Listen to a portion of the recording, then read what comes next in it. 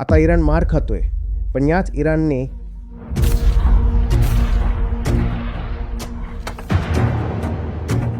तुम्हाला आश्चर्य का वाटतं जेव्हा तुम्ही पाहता की एक देश दुसऱ्यावर चालून गेलाय, मग मीडिया त्याची मजा घेत आहे, मग कुणीतरी काळाबाजार करून त्यातून पैसा कमावतोय. आता सांगा, आश्चर्याची गोष्ट वाटते का की ते दोघे चालून आले आहेत आणि इराणला मारतायत, आणि त्या दोन्ही देशांचे जे धर्माभिमानी आहेत ते म्हणतायत की हो, एक ख्रिश्चन ताकद आणि एक ज्यू ताकद मिळून एका मुस्लिम ताकदीला मारतायत, दुसऱ्यांचे मृतदेह पडतायत, त्यातून नफा कमावणं त्यांच्यासाठी खूप सोपं आहे. पण ही गोष्ट तुमच्यासमोर मीडिया आणणार नाही, राजकारणी आणणार नाही, धर्मगुरू सुद्धा आणणार नाही. सगळे तुम्हाला या भ्रमात ठेवू इच्छितात की माणूस तर चांगला आहे, माणूस तर चांगलाच आहे.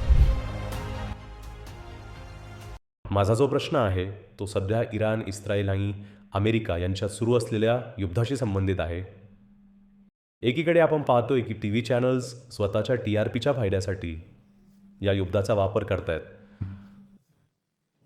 दुसरीकडे लोक आहेत जे याच विनाशाचा वापर पैसे कमवण्यासाठी करतायत. ज्याचं एक उदाहरण आपण पाहतोय LPG सिलेंडरचा चाललेला काळाबाजार.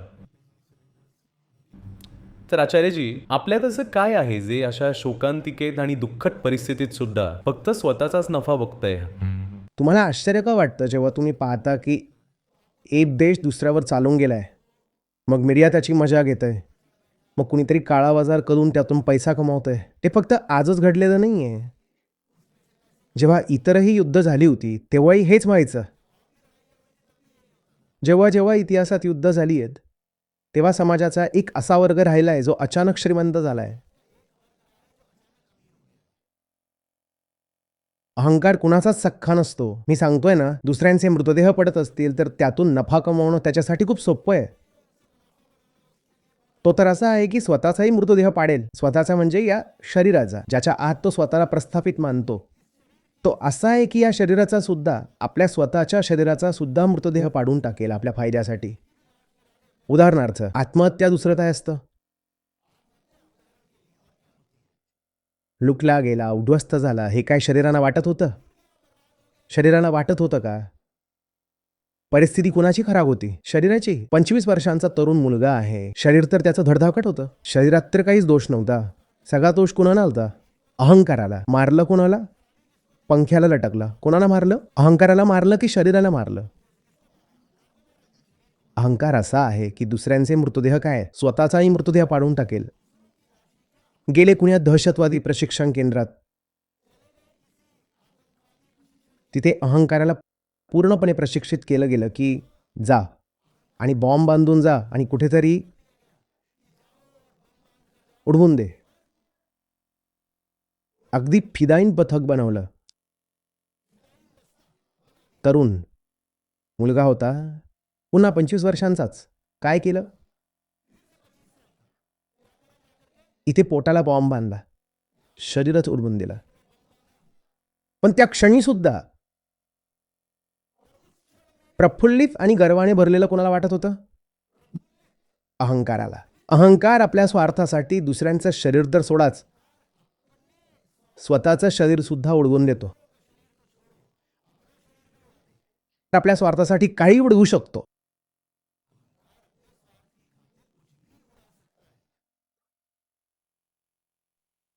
माणूस चांगला असतो, मुळात तर आपण सगळे चांगलेच आहोत.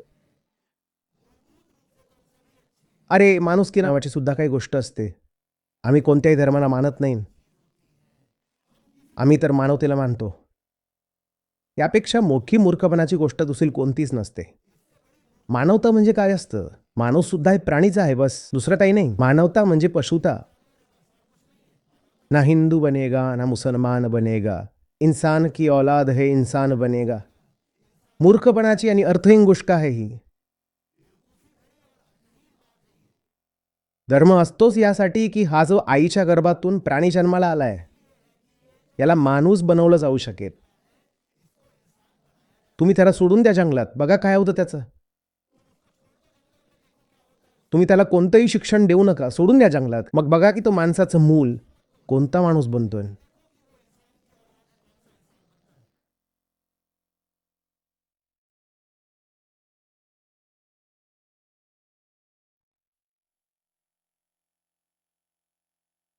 तुम्हाला या गोष्टीचं आश्चर्य वाटतंय की अहंकार इतका हिंसक कसा होतो? आणि मला आश्चर्य या गोष्टीचं वाटतं की तुम्हाला आश्चर्य का वाटतंय? यात आश्चर्यासारखं काय आहे? मी सांगतो आता आश्चर्याची गोष्ट काय आहे. इथून खरा मुद्दा सुरू होतो. आश्चर्याची गोष्ट ही आहे की आपण स्वतःला ही पट्टी पडवून ठेवली आहे की आपण सुद्धा खूप चांगले लोक आहोत. आपल्या आसपास सुद्धा चांगले लोक आहेत. नाही, तसं नाही आहे. मला माफ करा. 2 दिवसांसाठी तुमच्या शहरात आलोय आणि कटू बोलतोय. आपण खूप वाईट लोक आहोत.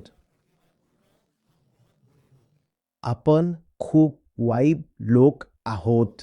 प्रत्येक व्यक्ती. आपण वाईट नसतो तर धर्म, अध्यात्म, शिक्षणाची आपल्याला कोणतीच गरज नसते.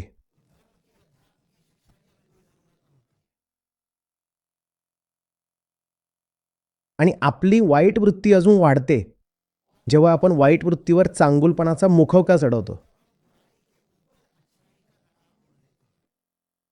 तुम्ही म्हणता ना की जगात 2 प्रकारचे लोक असतात, चांगली माणसं आणि वाईट माणसं. अशीच चालते ना मान्यता? नाही, 2 प्रकारचे लोक असतात. वाईट माणसं आणि वाईट चांगली माणसं. काही असतात जे वाईट असतात आणि त्यांची वाईट वृत्ती दिसते, आणि काही असतात जे आपल्या वाईट वृत्तीवर चांगुलपणाचा मुखवटा चढवतात. यांना म्हणायला हवं वाईट चांगली माणसं. आहेत तर वाईटच, पण वरून चांगली दिसत आहेत.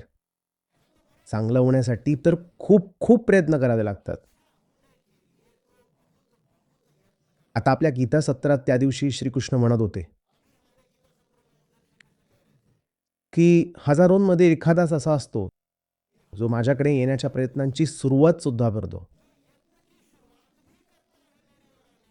हजारोंमध्ये एखादाच असतो ज्याला चांगलं बनायची इच्छा सुद्धा असते. बाकीच्यांना तर तशी इच्छा सुद्धा नसते. बाकीच्यांना फक्त इतकंच हवं असतं की त्यांना चांगलं म्हटलं जावं, चांगलं व्हावं असं कुणालाच वाटत नाही. हजारोंमध्ये एखादा असतो. गीता म्हणते जो चांगलं बनण्याची सुरुवात सुद्धा करतो. आणि हे सगळे जे सुरुवात करतात या हजारोंमध्ये पुन्हा एखादाच असा असतो, हे पार्थ, जो माझ्यापर्यंत पोहोचतो, म्हणजेच जो चांगला होऊ शकतो. तर चांगलं आहे तरी कोण इथे जेव्हा कुणीच चांगलं नाही आहे? गोष्ट लक्षात येते का?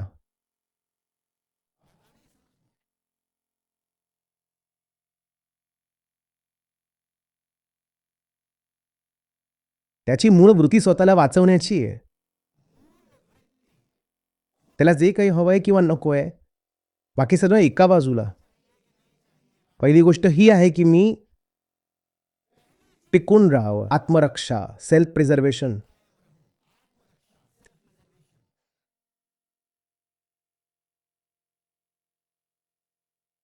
त्याला जर मुक्ती सुद्धा मिळवायची असेल तरी स्वतःला वाचवूनच. त्याला जर मुक्ती सुद्धा मिळवायची असेल तरी स्वतःला वाचवूनच. आणि स्वतःला वाचवणं म्हणजे कोणाला वाचवणं? आपल्या वाईट वृत्तीला वाचवणं. मग वाईट वृत्ती मिटणार कशी? कारण माणूस वाईटच जन्माला येतो आणि त्याची पहिली प्रवृत्ती, सर्वात मूलभूत प्रवृत्ती असते स्वतःच्या वाईट वृत्तीला वाचवून ठेवण्याची. वाईट वृत्ती मिटणार कशी? हजारोंमध्ये एखादा असा असतो ज्याच्या मनात हा विचार येतो की मी वाईट आहे, मला ही वाईट वृत्ती घालवायची आहे. आणि ज्या हजारोंपैकी एकाच्या मनात हा विचार येतो, असे जेव्हा 1000 लोक मिळतात तेव्हा त्यांच्यात एखादाच असतो जो ती वाईट वृत्ती घालवण्यात यशस्वी होतो. आपण ज्याला सभ्यता आणि संस्कृती म्हणतो, ही इतिहासात कोणत्याही प्रजातीने स्वतःला दिलेली सगळ्यात मोठी फसवणूक आहे. आपण स्वतःला पटवून दिले की आपण चांगले लोक आहोत. तुम्ही कधी स्वतःला पारखलंय का की आपण खरंच किती चांगले लोक आहोत? कधी पारखलंय? कधी पारखलंय?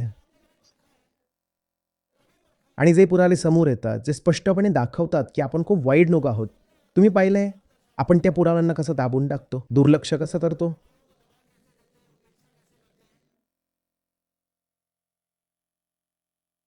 तुमच्या शहरात मार्च महिन्यात सरासरी तापमान यावर्षी किती आहे आणि ऐतिहासिकदृष्ट्या किती राहिलंय? तुम्हाला माहिती आहे? तुम्हाला माहीत नसेल, कारण ते तुम्हाला दाखवून दिली की आपण किती वाईट लोक आहोत. पृथ्वी काही छोटासा गोळा नाही आहे आणि पृथ्वीचं वातावरण सुद्धा छोटं नाही आहे. पण या एका प्रजातीने पूर्ण पृथ्वी खाऊन टाकली. पूर्ण वातावरण बदलून टाकलं. तापमानात वाढ अशीच होत नाही आणि छोटी मोठी वाढ झालेली नाहीये. 2 डिग्री 3 डिग्री अजून तर उन्हाळा सुरू होतोय. आपण इतके वाईट लोक आहोत.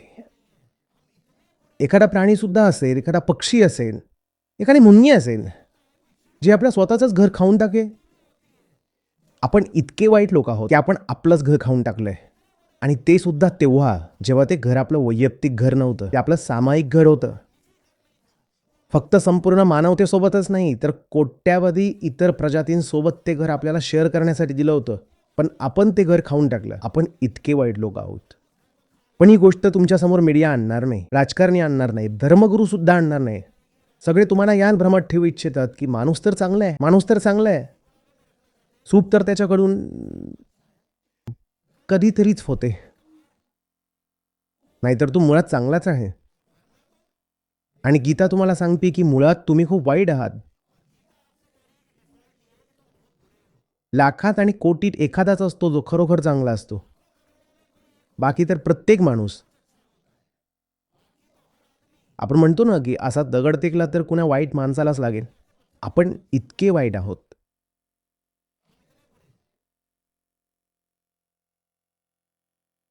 आता सांगा, आता आश्चर्याची गोष्ट वाटते का की ते दोघे चालून आले आहेत, इराणला मारतायत.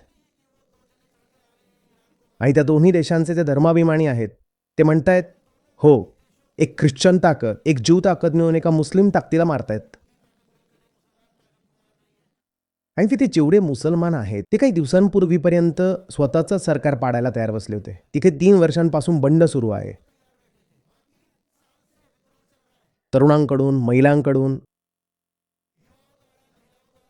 तिथे विद्रोहाचा झेंडा बुलंद आहे. पण आता अमेरिकेचं आक्रमण झालंय तर ते म्हणतायत नाही, आता आम्ही राष्ट्रवादी झालो आहोत. आता आम्ही आपापसात एक आहोत. आणि आमचे जे सामायिक शत्रू आहेत ते आहेत ख्रिश्चन आणि ज्यू. आणि सांगितलं जातंय की सगळं काही आंतरराष्ट्रीय सुरक्षेच्या नावाखाली केलं जात आहे.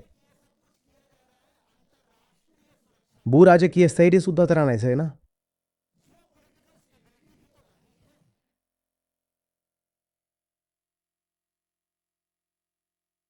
एखादा माणूस सांगा या पूर्ण गोष्टीत, या पूर्ण प्रपंचात जो खरा असेल. एक दाखवा. प्रत्येक माणूस आपापल्या पातळीवर, आपल्या क्षमतेनुसार, आपल्या लायकीनुसार जेवढं जास्त खोटं बोलू शकतोय तेवढं बोलतोय. फसवणूक करू शकतोय ती करतोय. आणि कुणाशी सहानुभूती ठेवणं सुद्धा खूप कठीण आहे. कारण या बाबतीत सगळेच नग्न आहेत. आता इराण मार खातोय, पण यात इराणने सिरिया, लेबनॉन, ओमान न जाणो किती ठिकाणी दहशतवादी गट उभे करून ठेवले होते. स्वतःच्याच देशातल्या लोकांना दाबून ठेवलं होतं. तर वाटतं तर आहे की इराणसोबत चुकीचं होतंय, पण इराणची साथ देणं सुद्धा कठीण आहे. कारण तू तरी कुठे धुतल्या तांदळाचा आहेस. तिकडे इस्रायलकडे पाहिलं तर तिथे दिसतं की त्यांचं म्हणणं बरोबर आहे. हमास त्यांच्यावर चालून गेलं होतं, ते काहीच करत नव्हते. येऊन त्यांच्या हजारो लोकांना मारून टाकलं. पण मग बघा इस्रायलने काय केलंय. मग तुम्ही म्हणता की इस्रायलपेक्षा जास्त वाईट तर पॅलेस्टाईन सोबत झालंय. इथे खरा कोण आहे हे तर सांगा.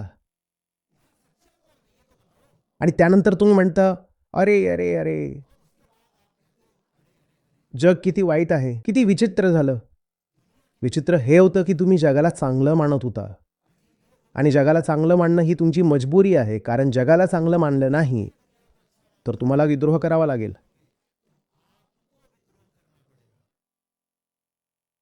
तुम्हाला चांगलं माहिती आहे की प्रत्येक नात्यात व्यापार आहे आणि तडजोड आहे. तुम्हाला चांगलं माहिती आहे की ज्यांना तुम्ही हसून भेटत आहात, काही मर्यादा, काही रेषा तुम्ही ओलांडल्या की तीच तुमचा गळा पकडते. हो की नाही? हो की नाही? ज्यांच्याशी सर्वात आत्मीय आणि जवळचे संबंध आहेत, काही गोष्टी, काही चर्चा तुम्ही सुद्धा त्यांच्याशी करू शकत नाही, की करू शकता. तुम्हाला खूप चांगलं माहिती आहे की घरात सुद्धा कोणते मुद्दे जर तुम्ही छेडले तर घर विखुरलं जाईल. आपण असे लोक आहोत आणि मग आपण स्वतःला चांगला माणूस म्हणतो. आपली तर नाती सुद्धा देवाणघेवाणीवर बनलेली असतात. असं कोणतंच नातं नाही आहे ज्यात देवाणघेवाण चालू नसेल. आणि घेणं देण्यापेक्षा थोडं जास्त करून बघा, नातं लगेच बिघडेल. आणि दोन्ही पक्ष हाच विचार करत असतात की आपण तर त्याच्यापेक्षा जास्तच घेतोय, म्हणूनच नातं सुद्धा चालू आहे. दोघं इतके मूर्ख आहेत की विचार करत आहेत की आपण समोरच्याला मूर्ख बनवतोय. माया हसते, म्हणते, ना तू त्याला मूर्ख बनवतोयस ना तो तुला. मी दोघांनाही मूर्ख बनवतेय.